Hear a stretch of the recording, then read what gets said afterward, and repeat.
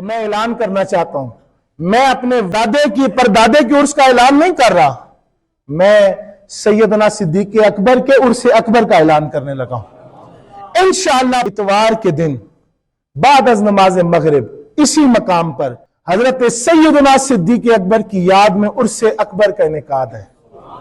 अकायद की पुख्तगी के लिए, अहद वफा के लिए, रसूलुल्लाह सल्लल्लाहु अलैहि वसल्लम को राजी करने के लिए, अल्लाह को राजी करने के लिए, और आज इस असेबज़दा माशरे में फितनों को दफा करने के लिए इसमें हर एक को हाजिर होना जरूरी है। तो आप जितने आबाब सुन रहे हैं वीडियो की जरा जो मैसेज पहुंचे, तमाम आबाब को इस फकीर की तरफ से दावत है। रसूलुल्लाह के महबूब तरीन सहाबी और तमाम सहाबा के पीर, अल्लाह के भी महबूब, रसूल के भी महबूब जनाब सिद्दीक अकबर के उर्स अकबर पर 14 तारीख को बाद नमाज मगरिब इसी मकाम पर हाजिरी ईदगाह शरीफ दें।